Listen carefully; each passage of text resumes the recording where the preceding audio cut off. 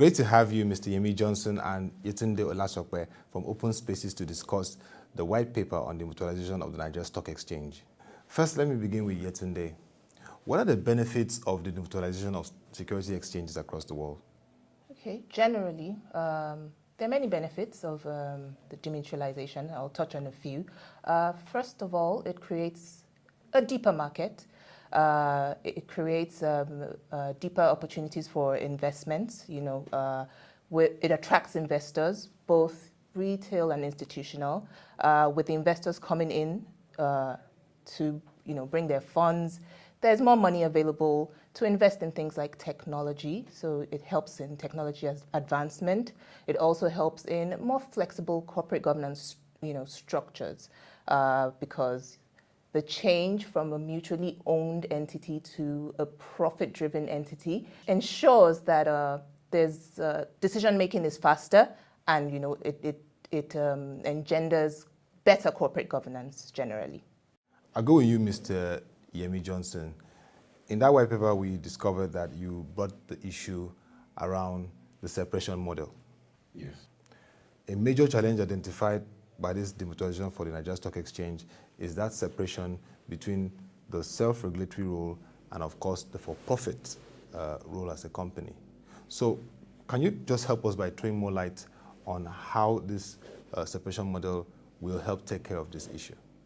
I think it's important to recognize the fact that demutualization is a very good thing for the Nigerian capital market. The Nigerian capital market has been growing, especially within the last 5 to 10 years, when with the new administration of Oscar Yemi and his team, they've grown the stock exchange. So I think demutualization is a natural progression. Now, if you look at all the major exchanges in the world, they've all moved from being a mutually owned exchange to a demutualized exchange, which is owned by members of the public. So if you look at the New York Stock Exchange, the London Stock Exchange, and indeed the Amsterdam Exchange, which was the very first one. So it will bring the Nigerian Stock Exchange into the limelight once more again. But in terms of, as Yetunde said, deeper capital market, much more attractive to investors. It will become in line with the NSE's vision to be a world-class capital market. Now, in terms of, but as we pointed out in the paper that we did, in the white paper, it has its challenges. And as you have identified, one of the principal ones is the conflict of interest. Because you have, formerly before demutualization, the NSE is an SRO, and it's not for profit. So there is no issue, there's no conflict. It's just to regulate the market, ensure it grows, but it doesn't try to seek to make money as a private enterprise. Now we have a situation where it's going to become a company. And it's going to have shareholders. And of course, they want a return on their investment. And then at the same time, it's still going to be an SRO. So it's trying to make money, it wants to make money in the market that it is regulating. So that is a conflict of interest.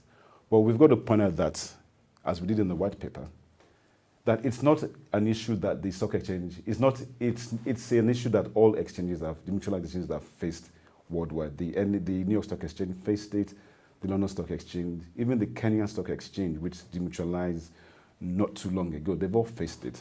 So it's a question of how then do we manage this conflict of interest? And as we've pointed out in the paper, Yetunde have pointed out, there are principally two main methods of doing it. Either one, you separate out the regulatory function. So basically, you lift it out from the current exchange and put it into a separate body.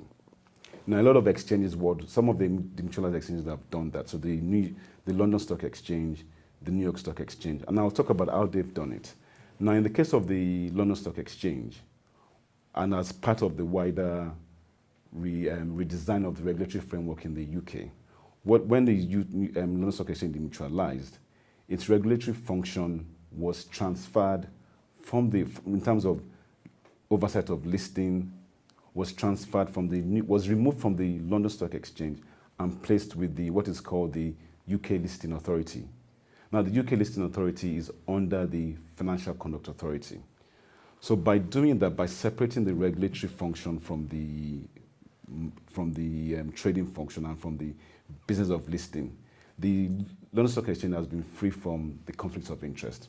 So all it does is to ensure that people trade properly. But in terms of oversight, it's on the UK Listing Authority. They're responsible for the listing requirements. Under the FCA. Under the FCA. Exactly, Yes. right, like the SEC, it's all under the FCA. So the London Stock Exchange can focus on its primary function of ensuring that the market grows and also giving such shareholders a good return. Now, the other model, however, that some exchanges have done is where they actually still retain the regulatory function. That's where you got something like The integration, NSE yeah, reg. exactly. The NSE reg is part of the separation model. So the NSE, what we are saying is that create the NSE regulatory organization that will now be responsible for the NSE's regulatory activity, and then it will be an independent subsidiary of the Nigerian Stock Exchange, which have its own board, its own governance, so that there is no influence of the influence of the stock exchange on the NSE reg.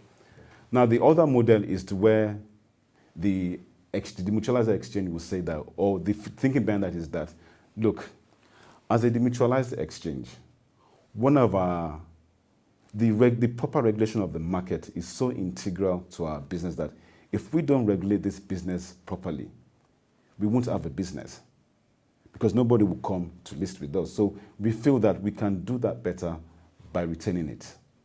So in that way, they still hold the regulatory function, but what they then do to ensure that they manage the conflicts of interest is to have additional enhanced corporate governance requirements. Now, one country that has done this has been the Singapore Stock Exchange. And what they've had is that they've had limits on ownership. They are under the oversight of the Singapore Monetary Authority of Singapore. They have independent directors, more independent directors, but then you have to look at that. So they have enhanced corporate governance requirements, and you have to look at that within the overall regulatory framework of Singapore.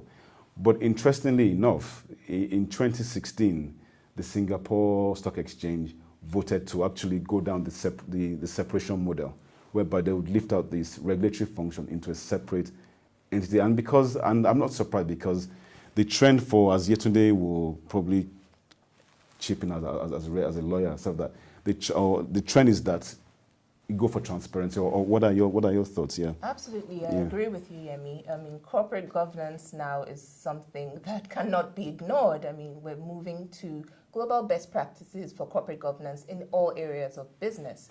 So it goes without saying that the best model would be the separation model, which ensures transparency and it's the best corporate governance structure. Even SEC, in the rules and the regulations that they brought out, envisage, or more like dictates, to have a separate, a separation of the business end and the regulatory end. Yes, SEC Nigeria. So yes, that's definitely the way to go. The separation model is definitely the way to go for the best corporate governance structure. So far, we're looking at the exchanges that have demutualized and have embraced the separation model.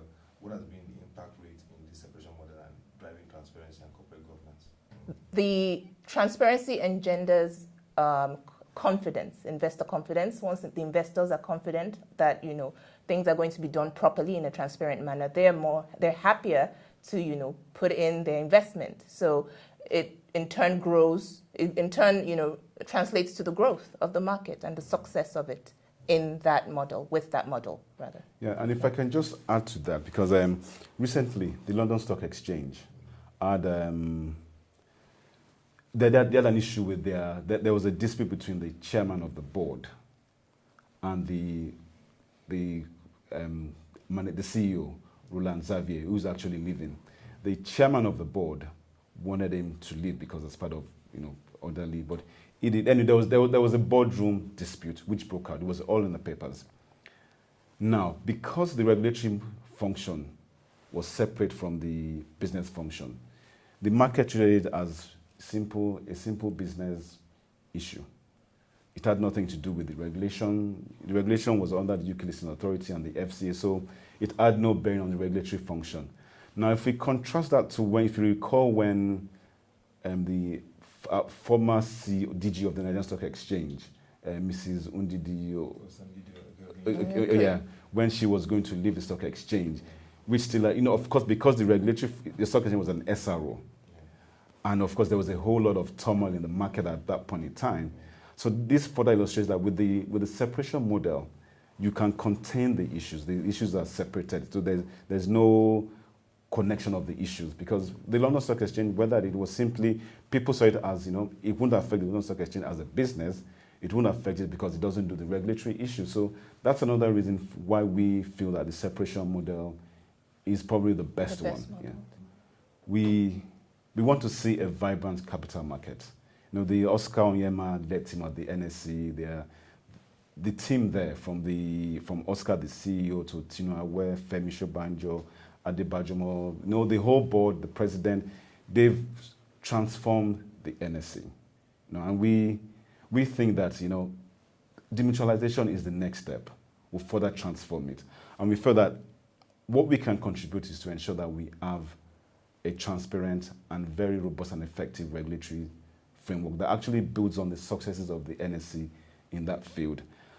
So when we issued the white paper, we were pleasantly surprised and grateful for the response, because we've had calls from the Securities and Exchange Commission. We sent them the white paper. We've not had to reach out to them to try and call and follow up. They've actually called us to say, no, we've seen the white paper. It's very good. We'll probably engage with you further. It's been with the same thing with the Nigerian Stock Exchange. They've been very appreciative of the work we've done. I mean, the Stock Exchange has always been, as Yetunde will probably, as a former compliance officer, she used to be a compliance officer with Primeric, that she can attest to that. The Stock Exchange has always been open to ideas, to see how they can deepen the market, how they can properly regulate it. So they were very appreciative of it. They were open to it. So, and even with some of these trade bodies, like once we leave here, we're meeting with the Fund Managers Association of Nigeria. We're going to further engage with them on this issue. Yeah, so it's been. The reception has been great. I mean, from all stakeholders, as Yemi has already said, the regulators, the trade bodies, even the individual public listed companies, they're very interested in how this affects them and how this, will impact the market. The reception has been very good. It has been great having you, Mr. Yemi Johnson and Yetunde Olasope, discuss the white paper on the demutualization of the Nigeria Stock Exchange. We believe that when the full process takes its course, we will have more conversation on this. Thank you very much. Thank you.